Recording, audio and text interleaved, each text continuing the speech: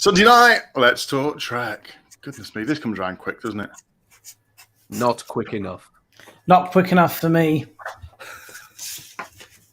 Well, Tempest Futures. People are dropping on already and saying hello. We've only been on now for 2 seconds. Who have we got in? Who's in the Anne-Marie. Anne-Marie. What? Hello, Anne-Marie. Anne-Marie, who obviously made it safely off the tube, not the tube, the subway. She's been out for something to eat. No. In America, a subway does not necessarily mean sandwich. I think it's essentially what we'd call the tube. Subway is when you walk under something. No, it's also railway. a sandwich. An underground railway? Yes. That's an underground. Yeah. Or a tube. Or a tube. Don't forget that a large proportion of the London Underground is in fact overground. Oh, absolutely. Most of it, I believe. Did you know that they hired a guy who did the underground system in New York to work out the map for the London Underground, though? I didn't know that. Let me get right. It goes unusual. It goes overground, underground. Wombling free.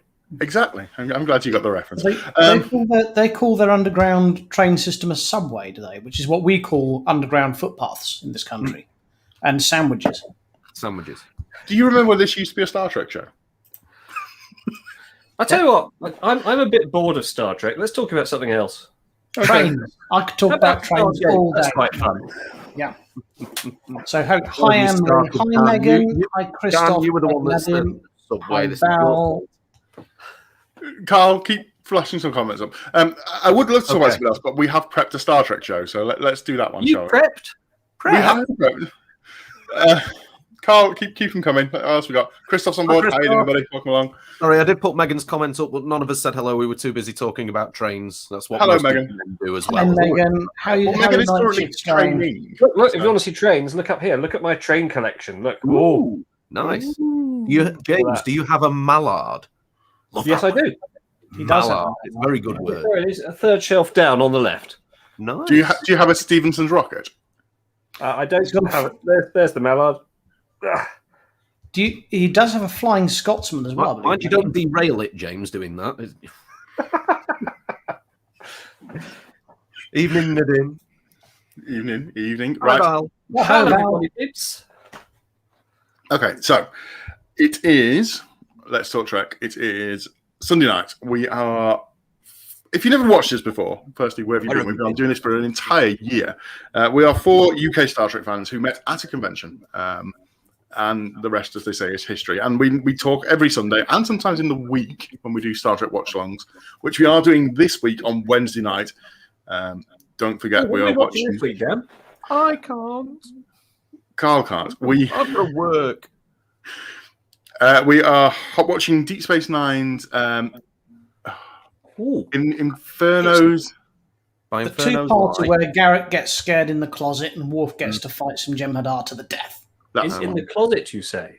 Yes. By gets Inferno's out of Light the and closet Purgation's and Shadow. Julian Bashir ends up not being Julian Bashir. But he comes out completely, doesn't he? Absolutely. Well, no one even knew he was hidden away there. Right, let's have a look. So, Anne-Marie wants a sandwich. Nadim says that veggie patty is his favourite Subway. Nadim's not a Klingon. No. Nadim, no, it's meatball marinara or nothing. You're wrong as well, James. It's steak and cheese. And You're wrong. You're wrong. What? Anne-Marie's taking us all out for a sandwich. I've got to confess now. I've never actually had a sandwich. I've never had a Subway. I've never had one. It always smells quite good when you walk past, but there was always a big queue, and I just can't be bothered. Did you see what we've just done? I'm taking guys with me while I go buy a sandwich. That's probably best. You're always much safer in your sandwich selection if you have 4 sandwich experts with you. Absolutely. James and I live pretty much next door to Sandwich, where the sandwich was invented by the Earl of Sandwich, literally just 10 miles up the road from us. Salut, Alan Window. Oh, by the way, everybody, round of applause for Alan, who was duly elected to local government this week. So, well done, Alan. Splendid work, sir. Can you sort me out a beat chart, Alan? I'm fed up with waiting this. Can I talk to you about a light post and some planning permission? I've got some potholes. We're not in his constituency. Someone up the road from us. It's like when people ask you about law things and you're like the solicitor. They were still going to ask him. Someone up the road from us planted a plant in a pothole. They put compost in there and a plant and everything. There's a thing in the local paper. It's brilliant. Jeff Scott's on board in New Zealand. He says it's morning over there, Monday morning. So, Kia ora, Jeff. God, are they about 12 hours ahead of us? It is. So it must be the working day by now. Goodness. Although I spoke to a chap in a court case recently, and he said the time difference was not so bad as we'd sprung forward and they'd sprung back. So in New Zealand, do you put your clocks the opposite direction to us? Do we somehow get 2 hours closer? I don't know. And I know that we are now 6 minutes they in go on back to vice versa. Star Trek. So I hate temporal mechanics.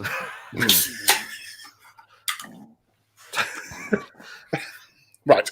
So it's been an all right week in Star Trek. Lots to talk about. We're going to run through some features first, and then we'll get into some juicy Star Trek gossip and news. So first up, it's going to be collectibles.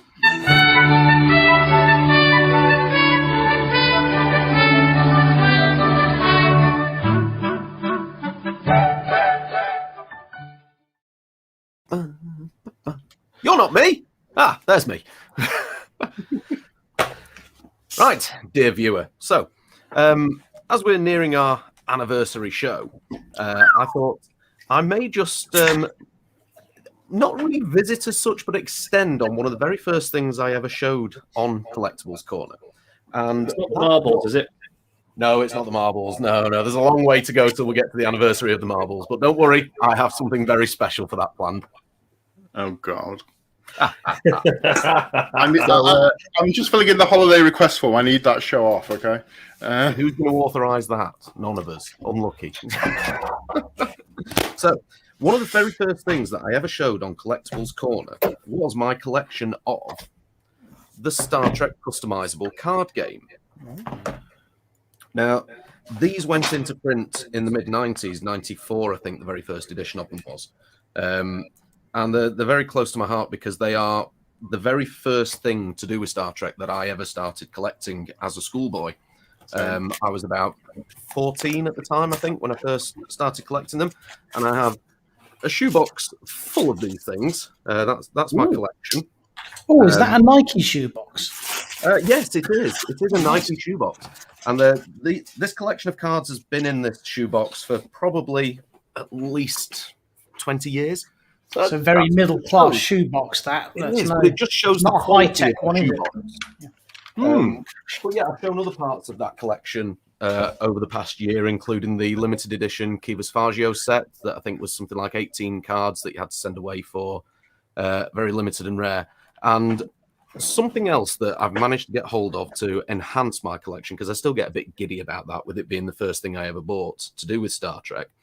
I managed to snag myself the complete 122 edition card of the alternative universe cards that go with this collection, including the only ultra rare card from the first edition of all the different sets they did, which was this little beauty, the Future Enterprise from All Good Things. Oh, nice.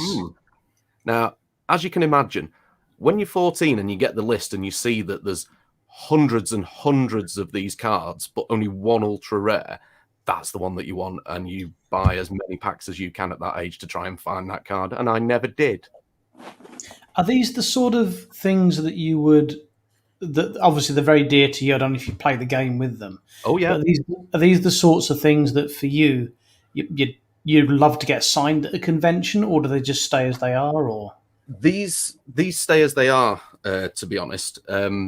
I've always been more, when it comes to getting memorabilia signed, I've always been more getting the books that I have that various people would be attached to. So, like, for example, my DS9 technical manuals signed by Colmini, my rules of acquisitions signed by Armin Shimmerman.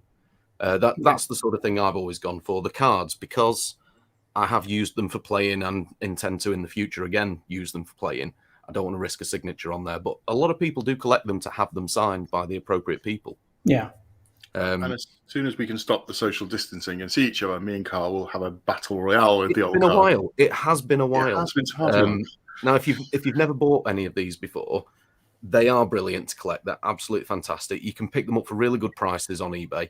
I remember they used to do 2 sets. So they'd do the proper box set that was about £8 or £9 at the time. And then they did a little booster pack of, say, 20 cards that was about £2 or £3. And you can even still buy, which I was really tempted for when I was researching prices for these earlier, you can still buy the sealed boxes of like 30 booster packs that used to be in the shops. And you can pick those up for like £45 and still have the fun of tearing it open and seeing which cards you get. I was so tempted by that. Or you could have your butler do it like James did. You could have your butler do it. Iron the card, make sure there's no creases on it. That's it. Now, as we always do with Collectables Corner, we do have to, of course, do a valuation. Now, like I say, when you bought these packs as boosters or as the 60-card decks, they were approximately 800 to 900 pence maximum price, depending on which packs you bought. This alternate universe set now, you can buy the complete set on eBay, often not including the only ultra rare card, for about 3,000 to 4,000 pence. On the basis of this card alone is worth anywhere between 3,000 to 5,000 pence in mint condition. So a complete set like this with that in it usually goes for anywhere around 6,000 to 8,000 pence. And may I ask what you picked that up for? I picked this up as an absolute bargain on eBay for 3,900 pence. Bravo, sir. Well done. And it's one of the crowning glories in my card collection. I can see the giddy look of excitement on your face. Oh, it's great. I just want to get online somewhere and play a game virtually with someone now. Have the camera overhead or something. And just, yeah. Now, people might ask, why do we use the pence to value things rather than pounds sterling or dollars? And the reason being, it's a lot harder for Carl's wife to understand how much money he spent on collectibles when he says it is pence. So if you ever wondered, she doesn't understand decimals. Well, there's a hole being dug here that we don't want to go down. Just leave it there. Just leave it. This is build the enterprise all over again. Right. Thank you for your collectible, Carl. It was very nice. We are, of course, approaching our anniversary show, and if you've something you've really enjoyed of us in the last year and you'd like us to feature again or bring back or play a clip from it, we'd really love to. We've worked with so many great people over the last year. We've had so many great guest stars on the show as well. We've done stuff for Virtual TrekCon. We've done stuff for quizzes for Destination Star Trek. We've done, goodness me, we've had Tony Leon. We've had Gary on. Ryan. Yeah, we've had that oil slick thing, Armus. Yeah, we've had James Jim Swallow, the author, on. We've had the Ghost Green Space. We've been to the Picard premiere, the world premiere. Yeah, we've had a that was before we started doing the show, Dan. That was in January of last year, believe it or not. Close enough. So yes, we are. Have you still got any though, Jeff? If so, I'll have to learn the rules and we can have a game. Wonderful. Right, let's move on. So before we do our next feature, we'll move straight into our next feature, which is Stampity Stamp.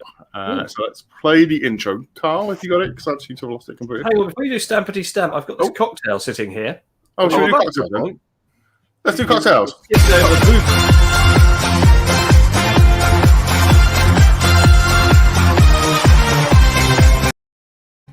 We are doing the show a bit cack-handed today, aren't we? Well, yeah. Well, why not? Well, dear viewer. James. There's James.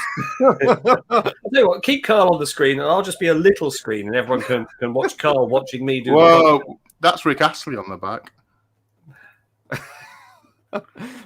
Why do you have Rick Astley playing in the background this evening, James?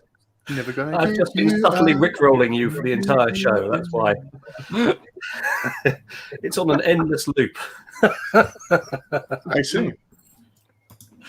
Anyway, yes. So this evening's cocktail is called the Gamerian Gooch. Now, some people like their ladies blonde. Some like them brunette. Some like them redhead. Some like them tart. I like a dirty blonde, thank you. And this is a tart cocktail for you, everybody. So you're going to need, as your principal ingredient for the Gamerian Gooch, some Ferengi hooch. Is Now, that obviously, authentic Ferengi hooch? as you know, any citrus fruit grown on Ferenginar is particularly moist. Very moist. So this particularly moist, citrusy hooch. I've not seen Ferengi. I've not seen hooch in any description since I was about 15. The other ingredient you will need is gin. And of course, if anyone from Anno is watching, I'm getting bored of plugging your product. Send me some bloody Anno, or else I'm going to go over to somebody else. I don't know. Brockman's is one of my favourites. Right. We'll have a single shot of Anno. We'll apply this to a tall glass. Top up with your Ferengi hooch.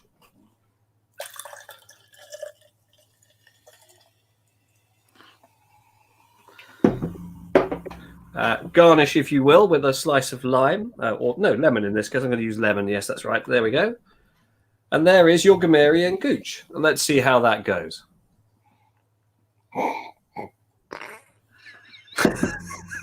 Did the bubbles attack you there, James? Were they rather vicious? Oh, that is sharp. It looks like you just snogged a chav. Now, I would drink this cocktail when watching any of the following episodes: Chain of Command Part 1, Descent, Journey's End, Preemptive Strike, The Marquis Part 2, or The Search Part 2, because they all feature Admiral Nechayev, who looks like she's sucking a lemon the entire time. Nice. Right. So let's move into our next feature, which is going to be... I can't believe you've been rickrolling us for an entire half of the show. That's completely baffled. Thank you for that, James.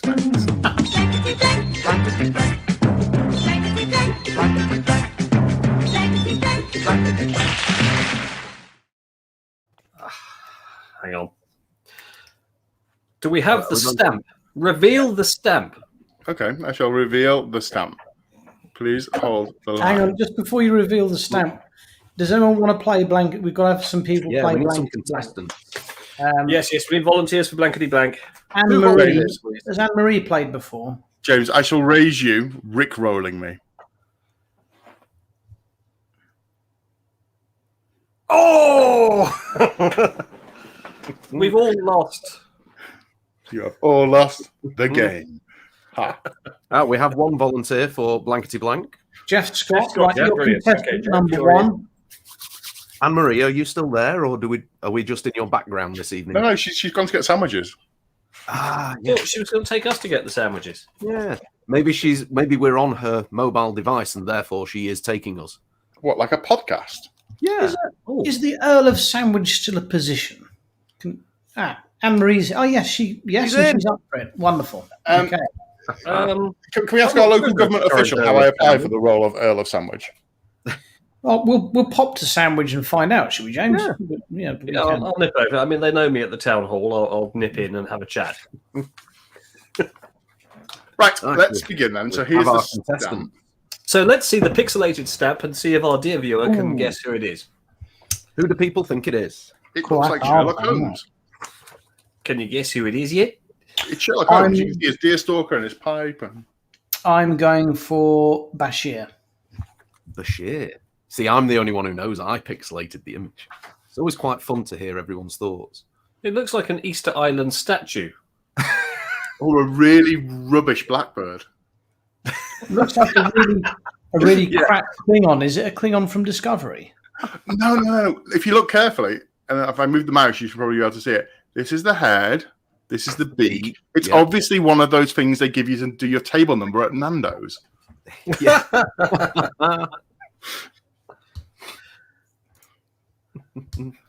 Jeff thinks it's a wolf. And all Anne-Marie can see now is Sherlock Holmes. Hopefully the Benedict Cumberbatch version. Right. Alan thinks it may be Mr. Hom. Oh, Mr. Did they do Hom. a stamp of Mr. Hom? We have Gorn as a potential. Okay, I'm just going to get some paper. So while I get some paper and come off the Anne-Marie screen. thinks it's a Cardassian. A Cardassian. Any particular card, Ashley and Anne-Marie? We need a bit more specific than that. Golden Mech. Goal who? Demek. Demek. Yeah. Demek. Oh, Gull Ibble.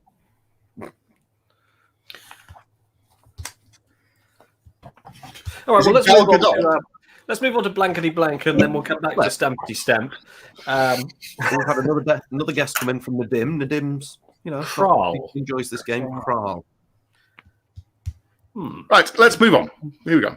Let's do Blankety Blank. So we have two contestants, Jeff and Anne-Marie. I'll run through briefly the rules in case you don't remember them. So I'm going to read out a phrase or statement to each of you in turn. That statement will have within it a blank or blanks. And the object of the game is for you to fill in the blank with your best guess. The panel, who are the three gentlemen to that side, yes, to my stage right, will also write down their answers, and we'll see if you match. So we'll come to you. Lefty, righty, right.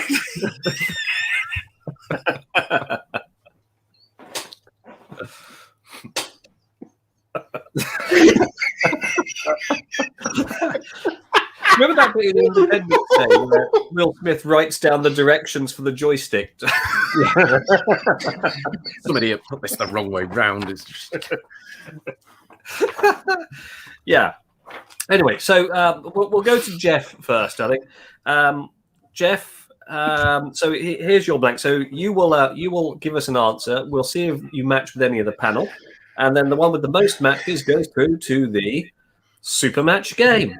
Super match game. Super match game. So Jeff, get ready. Put your answer in the comments as soon as you can.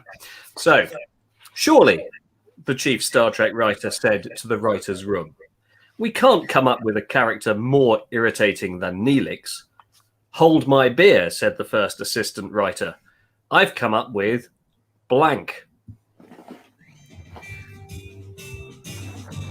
Surely, the chief Star Trek writer said to the writer's room, "We can't come up with a character more irritating than Neelix." "Hold my beer," said the first assistant writer. "I've come up with blank." So, Jeff, we're all waiting with rapt attention for your suggestion of who the assistant writer came up with. The panel look like they're all ready. Ram it in the comments as soon as you're ready. Jeff has gone for Jar Jar. Things. Not going to be a high-scoring round again, is it, this week? It's not very high scoring. Dan, what have you got? Zial. Zial. No. All right, that's no match there. Richard? I went for Burnham. Burnham. Okay, right. Carl, I can't actually see you behind the caption.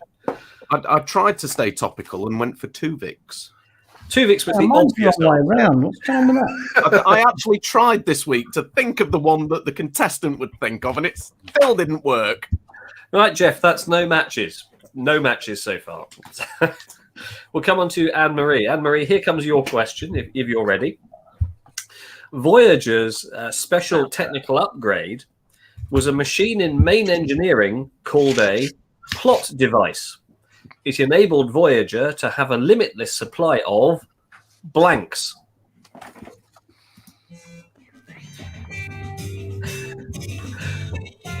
Voyager's special technical upgrade was a machine in main engineering called a plot device.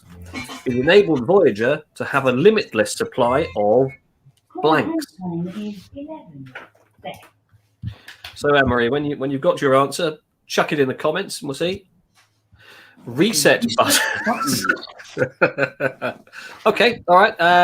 Dan, let's come to you. Who's got reset buttons for us? Shuttlecraft. That's no match. Okay, so Richard. Torpedo. I was thinking of that. Yeah. Carl. I went for Shuttlecraft as well. I thought that was an obvious one. Sorry, Anne-Marie, no matches. Right, okay. Well, we'll go to the sudden death tie-break question. And if neither of you get any matches for that, or it's another tie-break, we'll just go to flipping a coin. Right. So here comes the question. This is for both Jeff and Anne-Marie. Spock Rocks was the highlight of the Enterprise's annual social calendar. The main act was always Spock playing his blank. Spock Rocks was the highlight of the Enterprise's social calendar. The main act was always Spock playing his blank.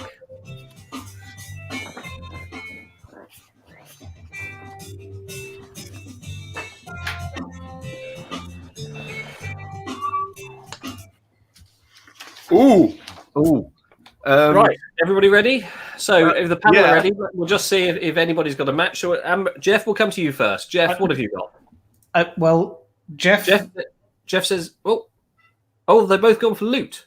They've both then gone. Jeff changed to harp. Jeff has changed to harp as he saw that Anne-Marie had put the same answer. Well, I'm not sure if I can allow that. I mean, it's kind of... that is down to the quiz master. But then it's going to be a tie-break whatever then, isn't it? Right, we'll allow that to stand. Jeff, you can swap to harp. So, Dan, what have you got? So Spock was always playing with his... Family tree. No. All right, okay. Sir Richard? I went for harp. Oh, harp. Okay, That was like a taco. Yeah. And Mandarin. I also went for harp. Oh, Jeff's our winner. 2 matches. Oh, we're never getting Probably invited back is, onto Virtual Trek Con now. Sorry, Anne-Marie. It's all in the matches. All right, so, Jeff, you go forward to the super match game. Super match game. And you are playing for... We've still got that bag of post-crete. Things we can send, we have to think of things we can send to America. Oh no, it's Jeff. You're playing to New for... Zealand. We have to send something to New Zealand. Jeff, you're playing for this stunt double of the giant green space hand from the original series. What about the Barrowman DVD? Or are we not allowed to use that now? I'm not sure we're allowed to watch that. I mean, Barrowman's popularity has collapsed. I thought we were giving away a Cloak Defiant. Yeah, okay, that'll be the 100 blank prize, is the Cloak Defiant. Jeff, you may or may not be familiar with the super match game, but here it is. I'm going to reveal to you a legend.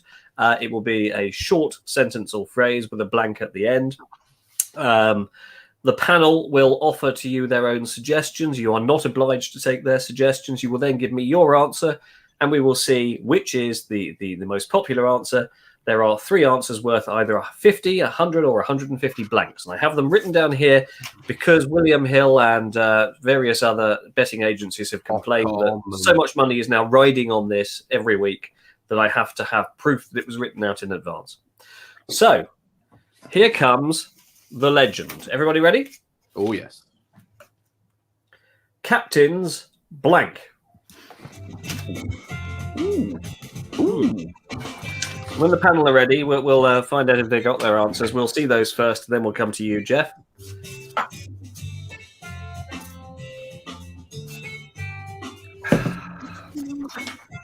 Brewed on Ferenginar. Right. Panel ready? Yeah. Dan, you're writing? You ready? Okay, right. So, Dan, what's your suggestion? Captain's holiday. Oh, yeah, good one. Oh, so Richard. Yeah. So I've got a confession to make. I've had I wanted to write prerogative, but I'd had too much wine, so I went for log. Captain's log. Log. Okay. Not a bad shout. Yeah. And Carl, what have you got? I was tempted by holiday, must admit. I went for Captain's ready room. Oh, ready room. Okay, so Jeff, 3 fine suggestions there. You're not obliged to take any of those. You can come up with your own. Let us know what you'd like for Captain's blank. I was going to use yacht, but couldn't figure out how to spell it properly. I thought about yacht as well, but I was worried about You couldn't figure out, I was struggling with prerogative, and all the time you couldn't spell yacht. Well, at least you didn't struggle with log. We have an answer. Jeff, you got an answer for Captain's Underpants. Right, okay. Well, I've got my doubts. I have a feeling the prize might be safe. So, Captains, for 50 blanks. Yacht. Yacht. Captain's Yacht. Yacht. It's fine for you, so you live by the ocean. You should know how to spell water taxi. For 100 blanks, the answer was Log. Oh, nicely done, sir. Christoph says yacht is spelled yacht. And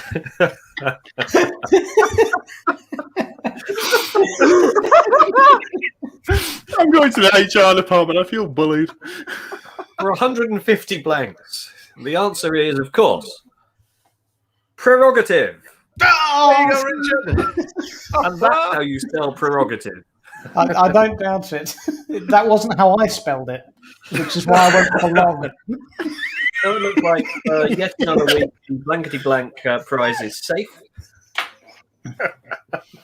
So, well played, Jeff. Well played, Anne-Marie. Thank you for joining us on this evening's Blankety Blank. That's all from Blankety Blank for this week, but I return you now to Stampity Stamp. Oh, yes. Stampity stamp, stampity stamp. If we don't get some sort of award for this segment, it's With the sole reason it's coming back to the BBC.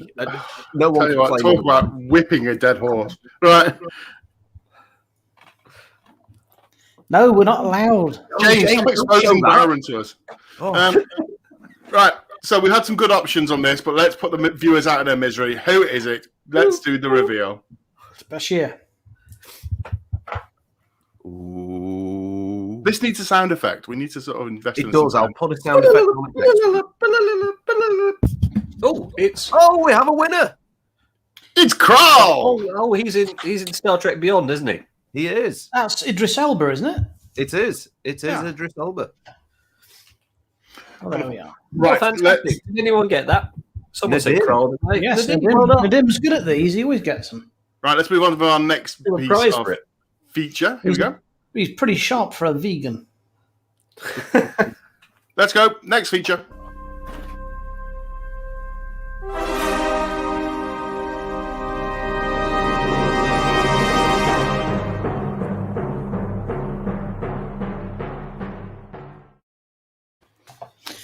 Right, so this week I have been mostly reading a book. So this week I've been reading Ewan McCormack's Catherine Janeway autobiography. We've got a slide if we want to say, yeah. I've got to be honest with you, I wasn't massively looking forward to this. I'm a big Voyager fan, but I thought this was going to be just a bit wishy-washy.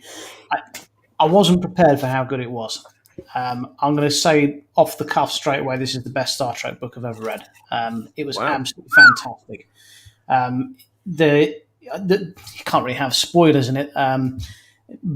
There's not too much going on in her autobiography of what happens after Voyager because it's written from her perspective shortly after Voyager's gotten home.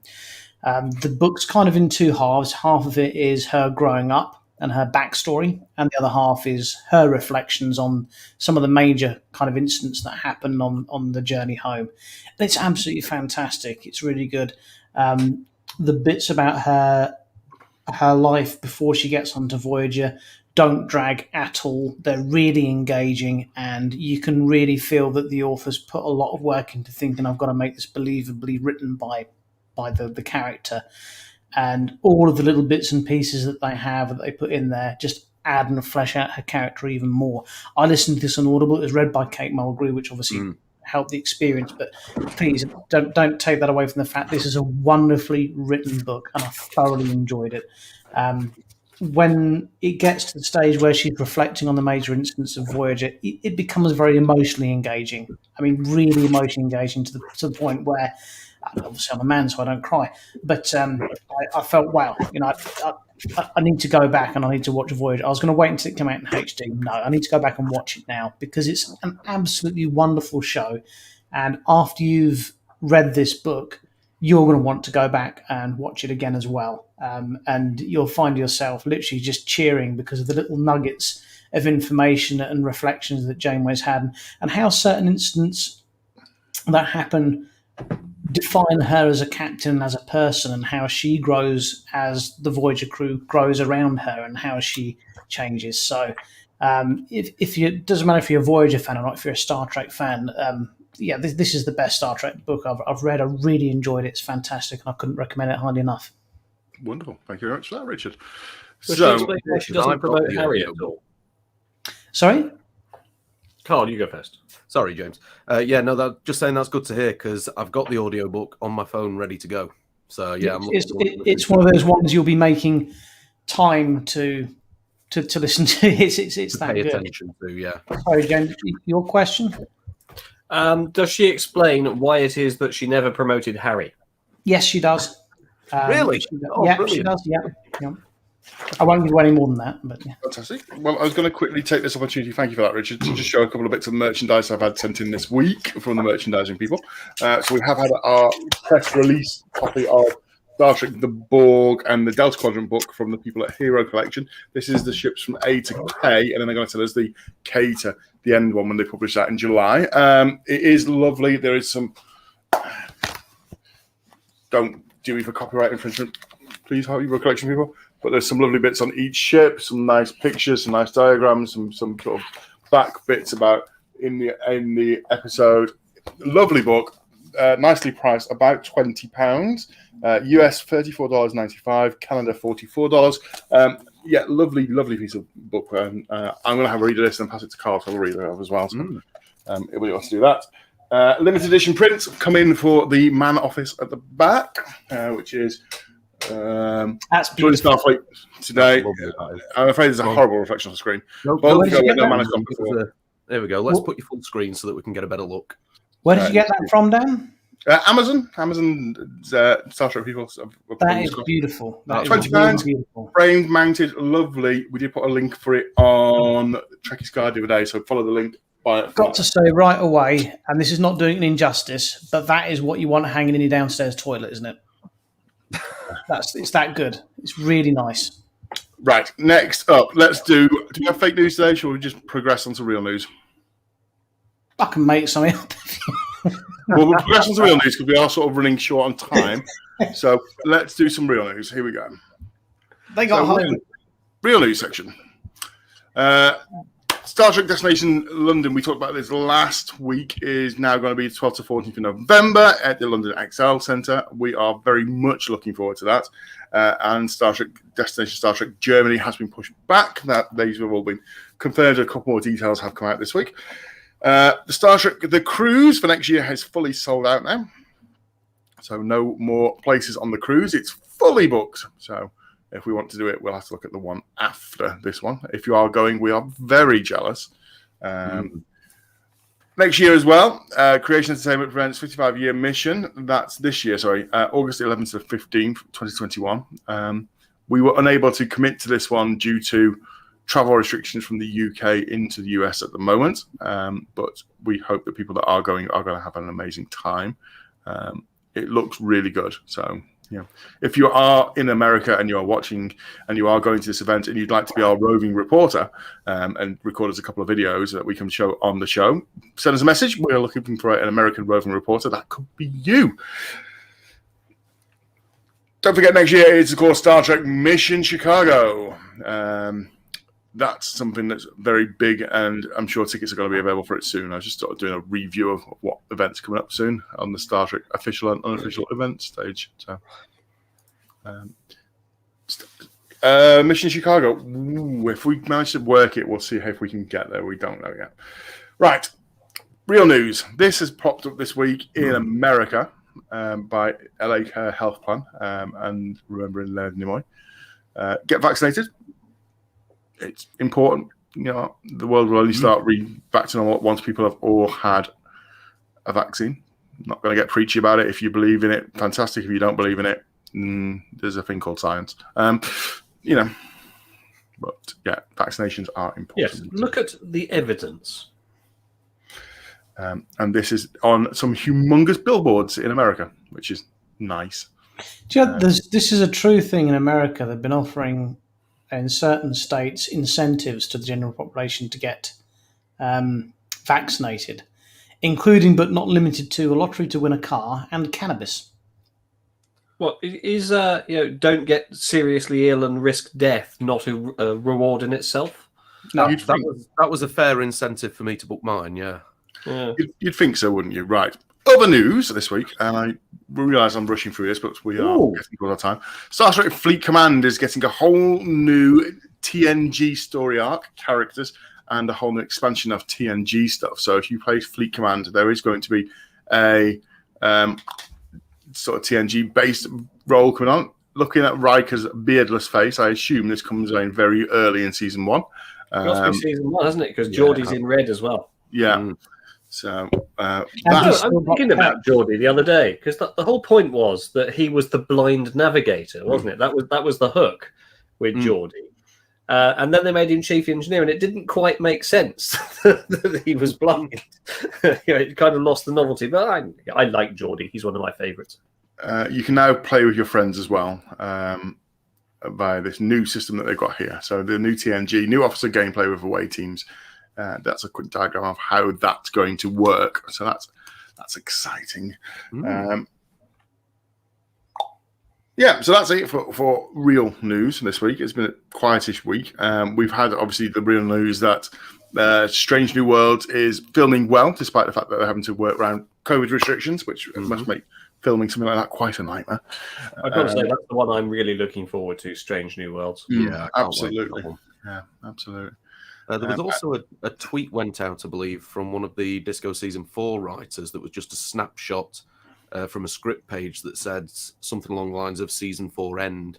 So they're obviously coming to the end of the filming side, at least, of Season 4, I would have thought, based on that. Which makes Discovery better than Enterprise. No. You cannot draw that conclusion. No, we haven't seen Season 4 of Discovery yet, Dan. I like Enterprise. I just don't like the last episode of Enterprise. Very few do. I like Enterprise too. Well, most of Enterprise. Yeah. Yeah. I mean, the last episode isn't bad. It's just, it sort of whitewashes a lot of it very quickly. Enterprise has got Scott Bakula in it, so it's superb. Yes. Yeah. I've seen Scott Bakula at the first Destination Star Trek. Yes.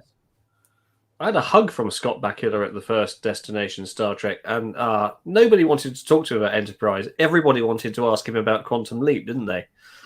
That's not to diss his performance as Archer. It's just that everybody loved Quantum Leap. It was so warm and fuzzy and lovely and unique.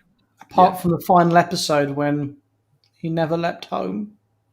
Well, that was a real tearjerker, wasn't it? I'd like to think that Project Quantum Leap is still going 20 years on, because it was started in 1999 is when it was meant to have started. Well, let's tediously link this to Star Trek then. If Quantum Leap was to have a reboot, which Star Trek famous actor would you like playing Sam Beckett? How about Scott Bakula?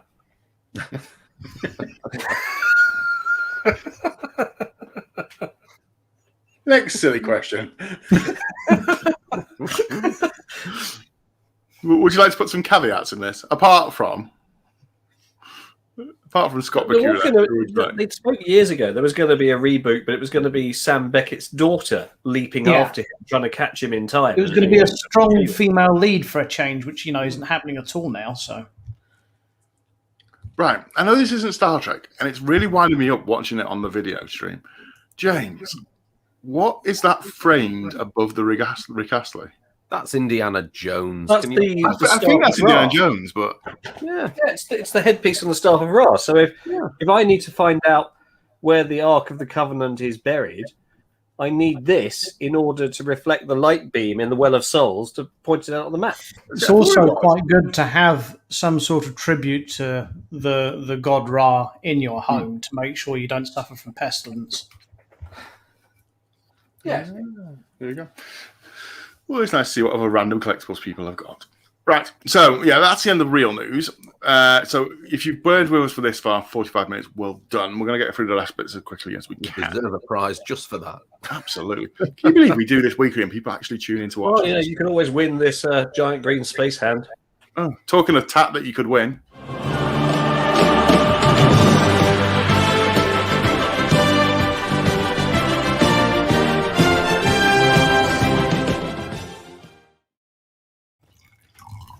We've sort of trespassed onto this already this evening, but, let's just roll VT. Gosh, no foreplay. He's straight in there. Roll VT. Do it. Oh, which VT is it? Please take me out to dinner first, James. Jeez. Right. Say that again, James. Buy me a Roll drink. it. Tell me my hair looks pretty. One up me. Bring her up. Hey, Carl. New ship. Belonged to a feared Klingon captain before I retired him. She can do 0 to warp 10 in 58 milliseconds. Oh, so impressive. Discovery can travel anywhere instantly with our spore drive. Come on, give me a break. Your ship is powered by mushrooms? I'm sorry, I couldn't hear your comeback over the screech of your outdated thrusters. Mine are state of the art. Handy for when you run away from battle, which I hear you do a lot of. Computer sent a reminder to raid Carl's base this afternoon. Now, let's dance. Well, first you have to find me. Did I mention this ship has a cloaking device? Did I mention my ship's anti-cloaking defenses? Oh, Carl, you didn't upgrade to anti-cloaking? Oh, come on. That's not a thing. Is that a thing? It's a thing. It is a thing. That's a thing. Well, one of those performances was dialed in, wasn't it? Do you know what? While we're talking, let's leave that there. Go play the game. Right. Anti-cloaking devices. This bears in mind, I watched the episode the other day where Data takes command of the ship and they make the tachyon web to find the cloaked Romulan. That's a brilliant episode. That's a fantastic. Oh, when Data gets his first command, that's just awesome. That really is. Yeah. Well, his mistake is that he goes rogue and he apologizes to Picard afterward and says, I submit myself to disciplinary action. Yeah. All he had to do was dial up Picard and say, no, we reckon we've caught the intruder. We need to intercept him here. That was his one and only mistake. Yeah. But it meant that Picard had the chance to give that really good line. Yes. But back to your clip there, James. That was Carl Urban. I didn't know he was Australian. Yes. Who was the other actor? Who was the lady? That was Sonequa Martin Green from Star Trek Discovery. You might not have recognised her because she wasn't crying. No, there's no tears at all. It looked like Discovery's bridge. But that was her without a watery eye, was it? Right. Yeah. So the chair was really big. The sarcasm and joviality aside, when you see Carl Urban speaking his normal voice, you realise how good of a job he did portraying Bones in all of the reboot. Oh, yeah. Fantastic. He totally channeled DeForest Kelly, didn't he? Well, McCoy was an Australian country doctor, wasn't he? No. No. He was from somewhere in Southern America. Well, Southern United States of America. Flying doctors, certain. But yeah, Carl Urban's DeForest Kelly, Bones McCoy was superb. It was the best thing about the reboots, wasn't it? It really was. Yeah. He was just a joy every second on the screen. I think some of the scenes with him and Spock, that rivalry was definitely there again. Which certainly in Star Trek Beyond, definitely. Well, that's down to the writing, isn't it? The rivalry is down to the writing. The performance, the emulation of DeForest Kelly was all Urban, and it was brilliant. I think you underplayed that a little bit there. The modern actors have a lot more to do with development than you give them credit. I mean, this is something that happens on the Discovery set and is encouraged by modern directors as well. They have a script and they have a story, but actors these days are encouraged to ad-lib more and make the characters their own because they're kind of more believable that way. Not for the purposes of creativity. Apparently, it actually helps the actors more if they have some input into the role. So how much of, Beyond, let's face it, is a terrible film. But how much of the interaction there we got on screen between Spock and McCoy was written in and how much did the actors actually put into making that a thing. Guess we'll never know, but probably quite a bit, I'd say. There is that small story about how Leonard Nimoy actually shed a tear about how good Carl Urban's DeForest was, because it reminded him of his friend who obviously had passed away at that point. So. It really was that good, wasn't it? It was just astonishing. I remember in the cinema when he first meets him on the shuttle transport being just proper. I was actually a bit teary. Obviously, I didn't. I was in public. But I was absolutely gobsmacked. It was just amazing. It really was. And the wife got the entire damn planet. For you guys, I would challenge anyone to suggest a character who is more human than Dr. McCoy. Oh, he's the warmest, most human. He's what you want humanity to be, isn't he? He's a bit racist. That's the thing. Compassionate, and unwilling to put up with nonsense. He would have been a good example to show Data of what humanity should be. Of course, they did meet, didn't they? An encounter at Farpoint. Yeah. Of all the souls I've encountered, I would say that Spock's was the most human. No, that's patently nonsense. I wonder what Benjamin Sisko would think of that line. Of all the souls I have encountered, his was the most human. Who reckons we're going to get Star Trek Sisko, or at least a Sisko return in some meaningful, other than just a cameo way? The guy who plays him, Avery Brooks, he's lovely, but he's bonkers. He's an absolute Fruit Loop. But he said he's willing to come back to the role. You know, we've got Janeway back, we've got Picard back, we've had Riker and Troy back. Okay, so this is the problem. Geordi's coming back, Worf's coming back. James, you just said that Avery Brooks has said he's willing to come back to the role. I'm going to translate that for you. Man has said to studio, I'm willing to come back and get paid for doing work. He previously said that he had no interest in returning to the role, and that position has changed. Well, he's financially he's okay. He's not like a big spender. He doesn't have like a monthly big bar bill or anything like that. He kind of sits at home at his jazz piano. You could buy some for hooch then. Yeah, but so unless his circumstances have changed that we don't know about, the guys, I'm not. Full disclosure here, I'm not a big fan of Avery Brooks as an actor. It's terrible. I think he's the worst character we had. But the guy is a creative genius. He inputted a lot into the character. He would, if he's come up with an idea why he thinks Sisko should come back and something he can do with the role, then yeah, he probably will do. But unless that's going to happen, then they're not going to write a role specifically for him, are they? See, my understanding was there's the popular belief about why Avery Brooks hasn't done really much anything since part in the role of Sisko. I believe there was a lot more behind the scenes stuff that was involved with it from other bits that I've seen here and there over the past couple of years when I've looked into things that I think just dissuaded him away from it. But the whole thing about him being willing to return, my understanding of it is from the stuff that I've seen is that he's never said he wasn't willing to return. Well, he can pick and choose. It's not just he's not been doing anything. You know, he's been happily sat at home smoking cigars, drinking port, and playing on his jazz piano. You know, that's what he does, and he's getting enough out of that. I think it's one of those situations I'd do that if I had the money made out of it than is there, but people don't necessarily know the real reasons behind it. That's kind of the way I've read it. So, as much as I would love to continue this, the show has got to come to an end. We are running out of time. So if you have been watching today, thank you so much. If you're watching us on repeat, thank you as well. You know, watching it throughout the week helps us get viewing figures, which is great. We are looking for ideas for our anniversary show. So if you have an idea, bob it into us. If you've got a collectible we can review, send a picture of that in. Christopher just said that Avery is a professor, and Anne-Marie confirms that Avery has got a master's.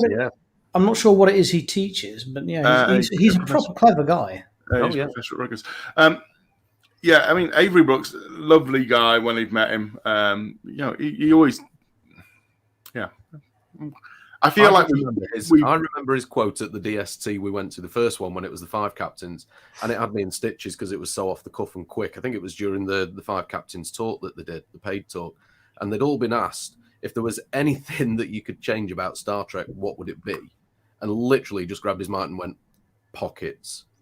That just had me just right there and then. That had me in stitches. I do feel like sometimes it might come across that we try to bash some areas of Star Trek, like Discovery and maybe Avery Brooks, and we don't. We do have the utmost respect for Star Trek as a general thing. I just want to put that out there.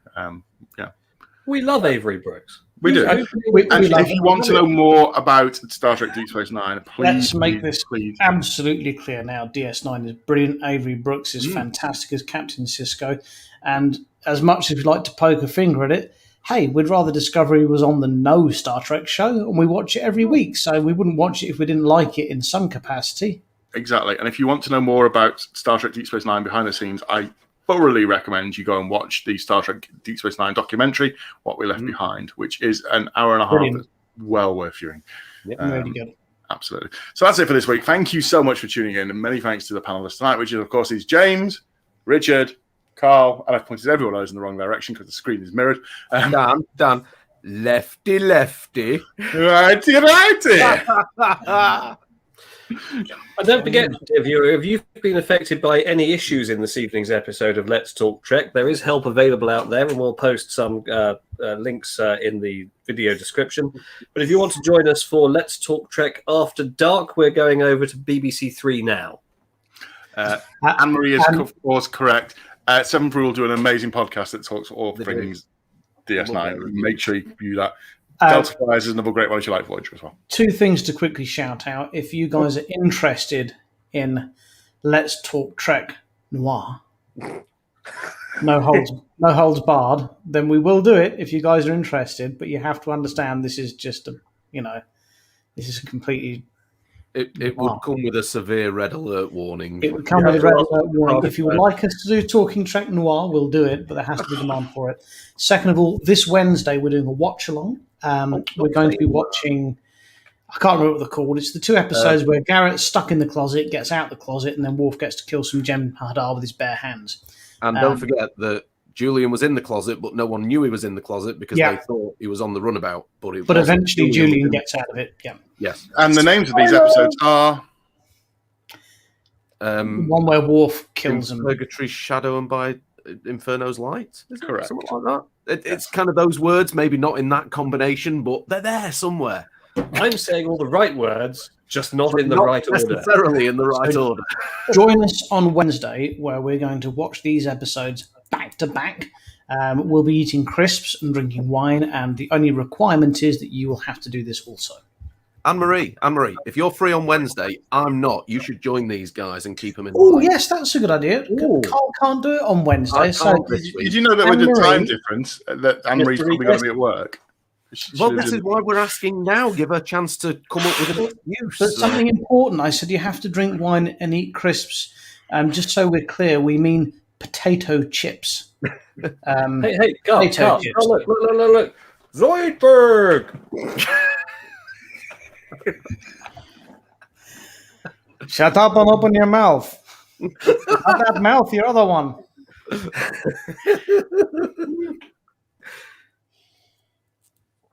Right, let's go home, everyone. Hold on. Oh, have a volunteer. There you go. I will do it, and DS9 head.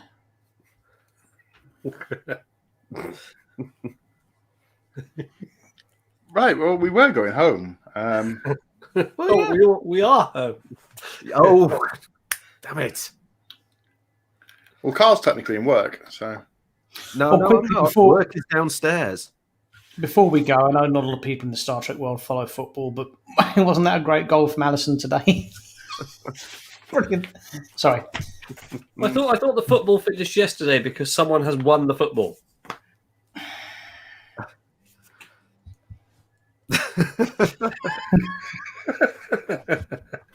I can't believe I'd have won 150 blanks. Around. If only I could spell prerogative.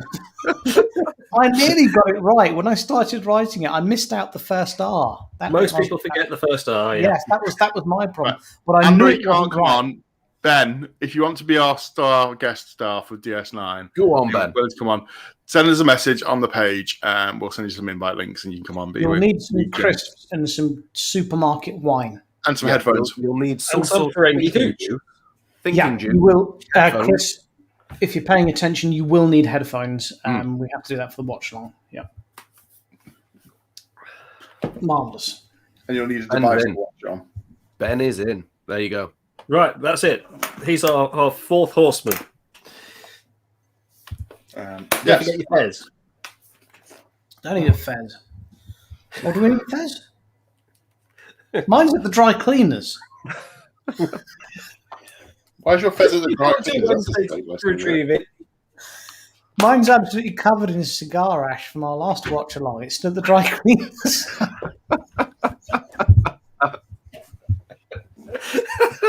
Oh, dear. Oh, Rick Astley is still going. You're not the only one, Anne-Marie.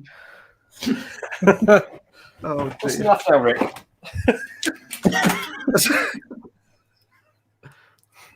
I love the way our moderators just sat there giving us big disapproving looks.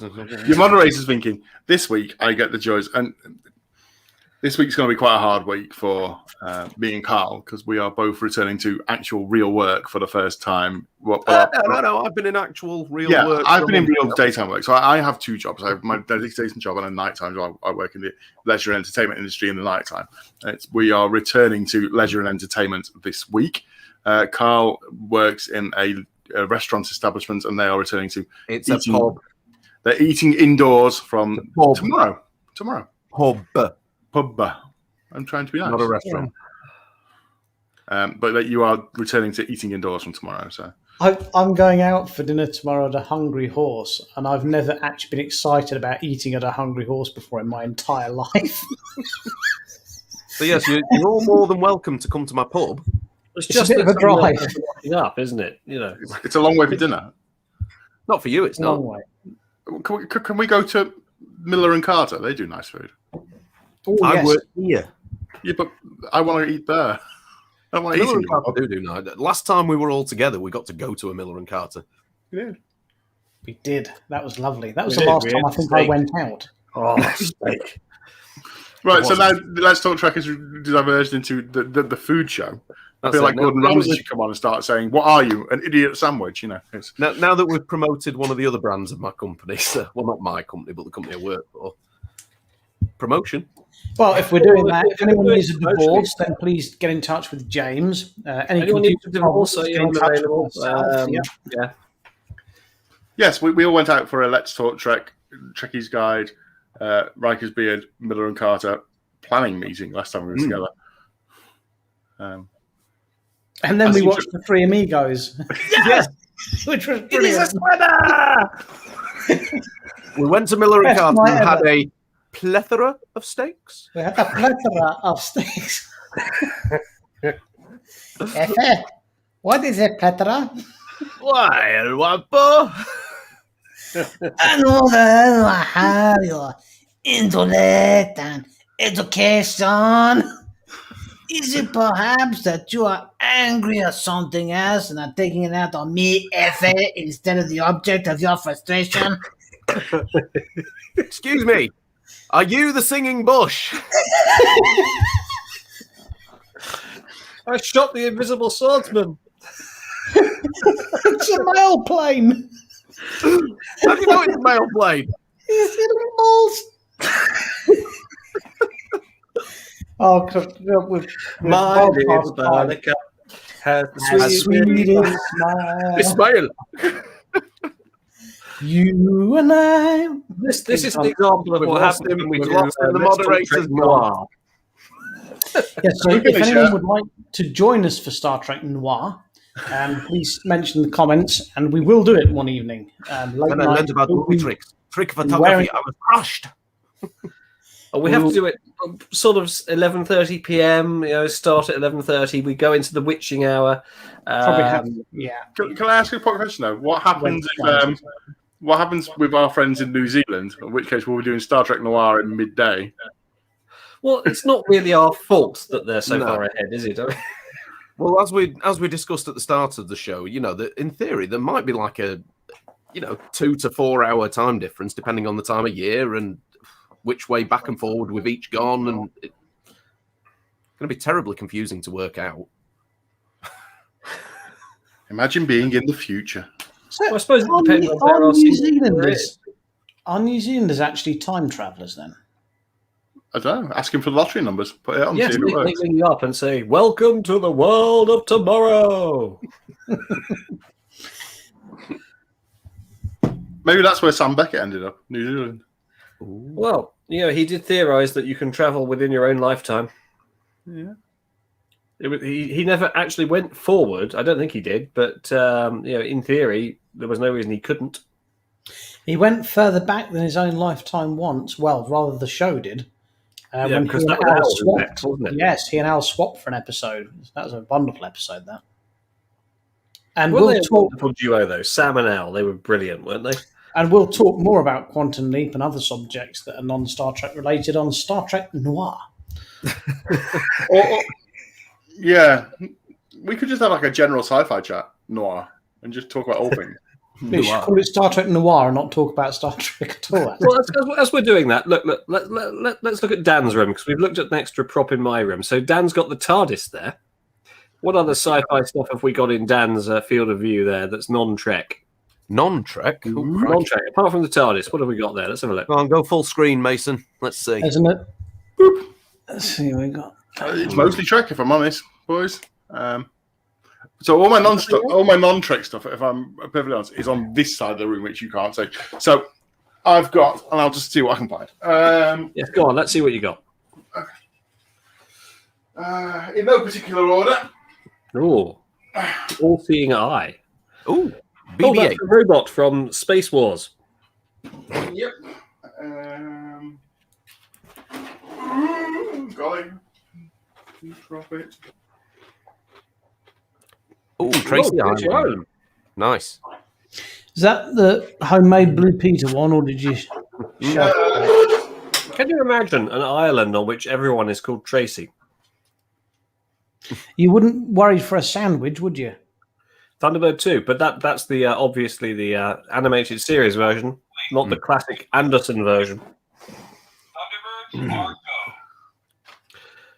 Oh, is that the X-wing from The Force Awakens? It is. No.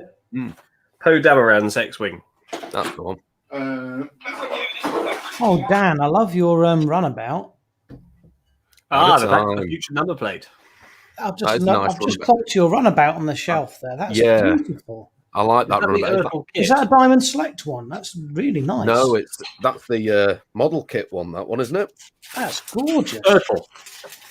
Yeah. That is the Revel jobby that's just been painted up. Yeah, I made that back in the day. I didn't do anywhere near as nice a job as that. That's beautiful. And then there's drones, and obviously there's the big Star Trek Mega Blocks. The One Company collection is over here, along with my Tiki mug, Spock piggy bank for saving for Destination Star Trek, and there's just various bits on the walls. Yeah. And the TARDIS over there houses my laser printer and other bits and pieces that are office based, but that are way out the way. And when my laser printer warms up and spits out paperwork, it sounds like the TARDIS dematerializing. Behind me, I've got the dull grey colour from DS9. And I have the You've got the Void from that Crusher episode, Remember Me, where she's in a bubble and that's the edge of the universe. That's what I've got. yes, that's sort of it for today. We are now nattering, so shall we let's have the Alan window. Quantum Leap project allowed a person to leave between the days of his or her lifetime from birth until the point where they stepped into the machine. Well, did they ever say that, Alan? Because the opening narrative was always theorising that he could time travel within his own lifetime. I suppose if your lifetime is deemed to end at the point at which you go back in time, that might make sense. Yeah. But then Beckett's body was supposed to remain at Project Quantum Leap, and when he swapped into someone else, they swapped into him. Let me put this to you then, James. If he never returns home, when he stepped into the machine, is that actually the moment he died? So, But that's the thing. As I understood it, he was always there, and basically his soul swapped places with whoever he was with. oh, the body was there, yeah. Yeah, I think that's right. But whenever they looked in the... Well, anyone who was there would see Sam Beckett, but if they looked in the mirror, they would see... It was so confusing. Yeah, so his body was there, and whoever he swapped places with would then inhabit his body. so they could ask them questions. And It's things. kind of like life on Mars. We still don't know. Was Sam Tyler back in time, in a coma, or something else? I've not watched Life in Mars. Is it good? It is quite fun. It's got Gene Hunt, who, and as it's after 10 o'clock, says things like, don't move, you're surrounded by armed bastards. Oh, it's like Quantum Leap then. Get your knickers on, go make me a cup of tea. Joe, one of the things I loved about Quantum Leap was I think all of us liked Quantum Leap for the same reasons we like Star Trek, and that was the progressiveness of the episodes and the fact it wasn't scared to tackle issues. And it did it on not an occasional basis, did it on a regular basis, like every week. They weren't scared to go after all the big issues that no one else would talk about, which is what Star Trek does as well. And I think that's what brings communities like ours together. Sunday evening, you join us for Let's Talk Quantum Leap. No, it's not Star Trek Noir. Right, that's it. We've been on. It's now nearly 10:15. So shall we say goodbye and we'll talk between ourselves off air? Goodbye, farewell, are we to say goodbye? C'est la vie, goodbye and forever adieu.